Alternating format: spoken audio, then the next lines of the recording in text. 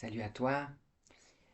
Alors aujourd'hui, j'avais envie d'évoquer quelque chose que j'ai évoqué il y a pas longtemps en fait dans un groupe où je témoignais en fait sur les traumatismes, sur mon expérience actuelle en tant qu'éducateur avec des enfants et mon expérience actuelle que je vis aussi en tant qu'adulte qui a vécu des traumas, hein. On a tous vécu forcément.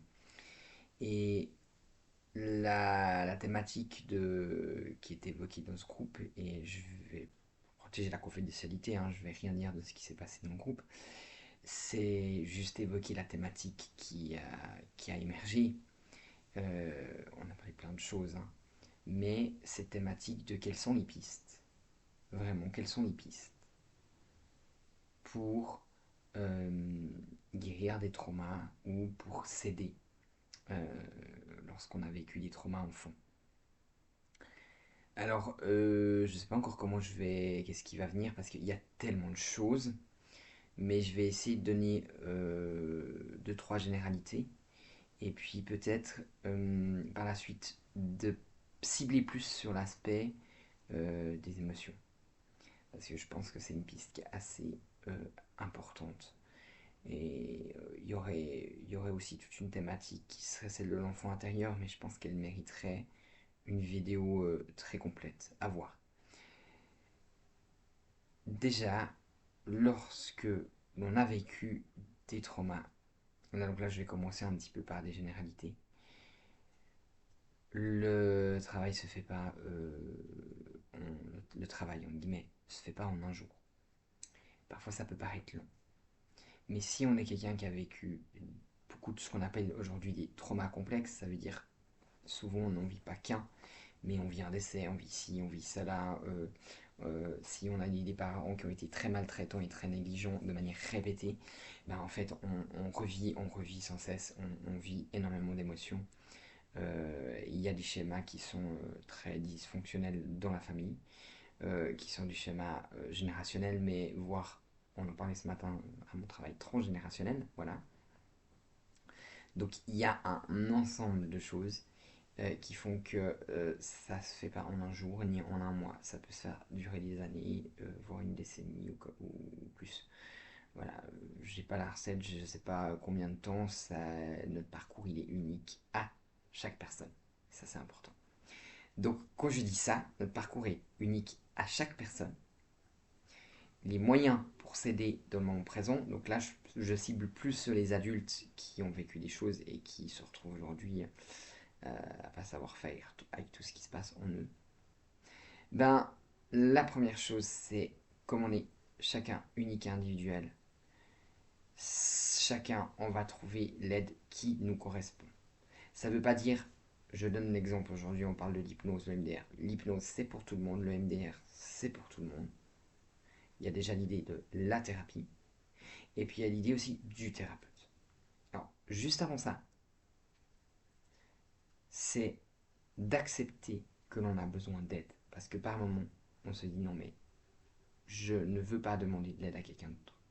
Je veux m'en sortir tout seul, je me débrouille tout seul. Ce qui est très beau, mais ce qui demande de juste dire une preuve d'humanité et de vulnérabilité, mais de vulnérabilité dans le bon sens. Je ne peux pas totalement m'en sortir tout seul, j'ai besoin d'aide. Ça, c'est déjà la première étape, qui va ouvrir vers plein d'outils différents. C'est d'oser demander de l'aide, ça veut dire d'oser de se faire accompagner. D'oser de se faire accompagner par quelqu'un, quelqu'une, une thérapeute, ou même, hein, ça peut être pas forcément une thérapeute officielle, quelqu'un qui va nous aider à comprendre les choses à l'intérieur de nous, qui va voilà, nous aider à, je ne sais pas si on peut dire le mot guérir, mais en tout cas à explorer ce que l'on vit en nous et nous soutenir, nous accompagner.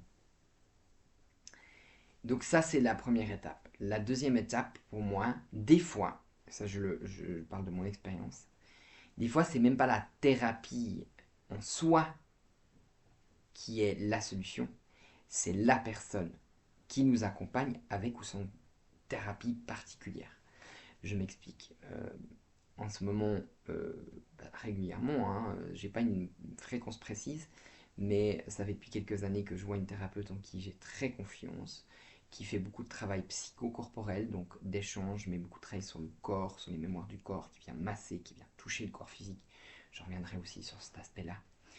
Et c'est en fait une thérapeute en qui j'ai confiance. Et pour moi, c'est exactement ce que j'ai besoin, parce que c'est la thérapeute à laquelle je peux me confier, qui me correspond et qui me fait du bien, et qui m'aide à mettre en lumière des choses. Donc c'est pour cela que je parlais que c'est important de, avant que ce soit la thérapie, c'est de sonder à l'intérieur de nous qu'est-ce qui nous fait du bien. Donc ça peut être des thérapies. Donc on peut aller se renseigner, hein. Il y a par exemple le MDR, je ne peux pas en parler, je ne connais pas. Il y a l'hypnose, il y a des massages, il y a de la psychothérapie. Ce que je dirais juste dans le domaine des thérapies et de ce que je expérimente de mon vécu, ça peut être un groupement de thérapie, mais ce qui est important, c'est qu'il y ait du travail corporel. Parce que pour moi, le corps, il a engrangé les mémoires. Et le corps a enregistré tout ça.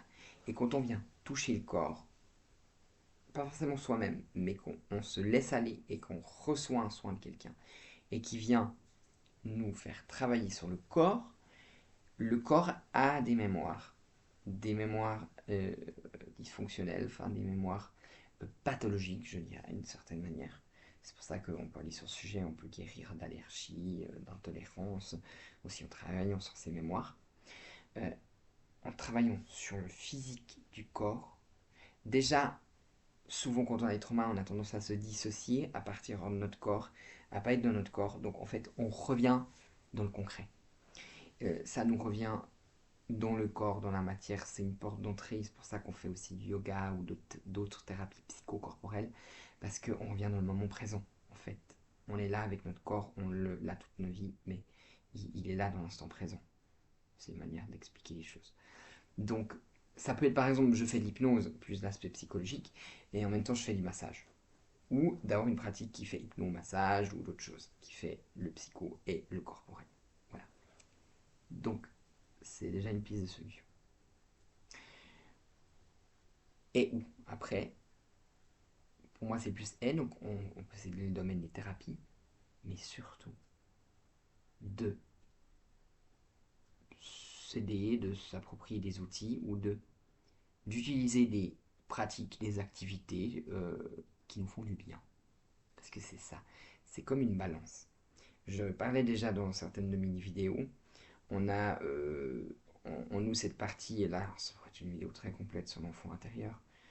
Cet enfant qui par moments est blessé, qui a vécu des choses, qui peut se réveiller, puis qui va saboter, et puis qui va pas vouloir faire ci, qui va réveiller les émotions. Et on a cette part de l'enfant un peu l'enfant en nous qui on a cette part là de l'enfant qui est spontané en joie qui fait des choses qu'il aime, qu'il écoute ses envies. On n'a pas forcément été conditionné pour écouter tout le temps ses envies. Il faut que tu mérites, il faut travailler, il faut travailler dur, il faut etc. Donc c'est nourrir aussi cette part là. Je parle beaucoup de la créativité parce que je pense que c'est vraiment quelque chose qui est assez central. Mais ça peut être pour quelqu'un de faire de la créativité, de faire de la cuisine, pour quelqu'un d'autre d'aller d'écouter de la musique, pour quelqu'un de jouer d'un instrument, pour quelqu'un d'autre de dessiner, pour faire de la peinture, créer un projet de design, plein de choses. Donc finalement, ça peut être toutes ces choses-là. Donc c'est aussi une piste de solution. Et dans tout ça, ce qui me paraît central, souvent, et c'est en lien, hein, ça peut être dans le domaine des thérapies, dans le domaine de la créativité ou des choses qui nous font du bien, c'est le côté de l'expression, d'exprimer ses émotions.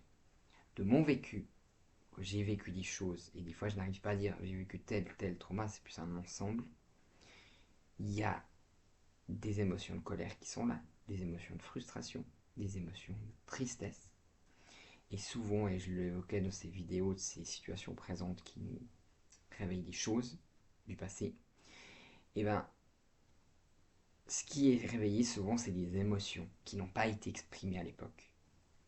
Par exemple, quelqu'un qui aurait été pas respecté, maltraité, ben, l'enfant qui est là, il est en colère.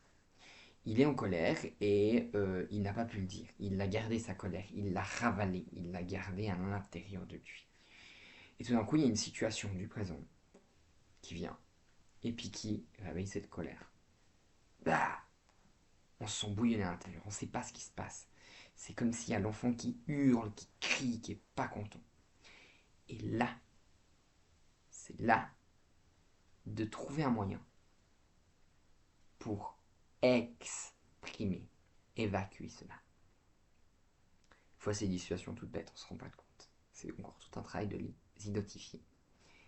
Et là, ben ça peut être de hurler en forêt. Ça peut être moi je le fais beaucoup, hein, des fois, de hurler en forêt.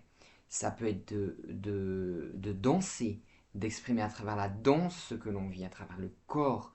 Ça peut être de dessiner, ça peut être de se défouler, ça peut être de faire quelque chose, un sport ou quelque chose qui défoule. Euh, j'ai de nouveau pas la solution miracle, mais à vous trouver le moyen et ça peut être d'écrire évidemment aussi, le moyen qui vous permet d'exprimer. Parce que le corps, il a gardé ça. Donc, à travers la thérapie, on peut aider et libérer les mémoires, mais on peut aussi soi-même se soulager et s'aider en exprimant. Ça peut être dans un cadre de thérapie, où on a une thérapeute qui nous autorise, par exemple, bah voilà, là, tu vois, t'es en sécurité, tu peux hurler dans cette salle, on est tout seul, tu peux y aller, tu peux laisser exprimer toute, toute cette fureur ou toutes ces émotions qui sont là. Tout ce qui vient, tu as le droit. Moi je dis, je sens que là, il y a ma gorge qui se réveille, hein, parce que j'ai encore aussi des choses à exprimer. Voilà. Euh, Grosso modo, c'était un petit peu voilà, ce petit court de vidéo pour donner quelques outils et quelques moyens. Peut-être pour terminer, moi qui accompagne les enfants, et de ce que je comprends, et aussi en tant qu'adulte, quand on vit ces choses-là, enfant et adulte, en fait, finalement, peu importe, enfant et adulte, cela fait du bien d'avoir des personnes en face qui nous respectent, qui nous entendent et qui nous écoutent lorsqu'on a besoin de se confier. Un enfant que j'accompagne, je dis par exemple ça, un enfant que ça m'arrive d'accompagner, qui vit des crises hyper importantes, ça sert à rien de lui dire non, non, arrête, arrête, arrête, arrête. Il demande juste qu'on soit là, qu'on accueille ce qui se passe en lui. Et je pense que beaucoup de personnes qui ont cette capacité-là, les personnes qui sont très sensibles, qui sont très réceptives, c'est magnifique. Et c'est une magnifique capacité. Souvent, c'est juste d'accueillir et d'être juste la présence. Elle peut tout changer. Et moi, je pense que chez ma thérapeute, ce qui me touche beaucoup, c'est sa qualité d'accueil, sa qualité de présence, sa qualité d'accompagnement. Et en fait, le soin qu'elle me fait, il est très puissant, il est très fort. Mais c'est qui elle est, quelles sont ses vibrations, et le fait que je me sente en sécurité en allant vers elle faire un soin. Je me sens en confiance. Et le mode de la confiance et la sécurité, il est pour moi très important quand on vit ces choses-là. Voilà. Je vais terminer là-dessus parce que voilà, ça me tient à cœur. Et puis, n'hésitez pas à partager cette vidéo.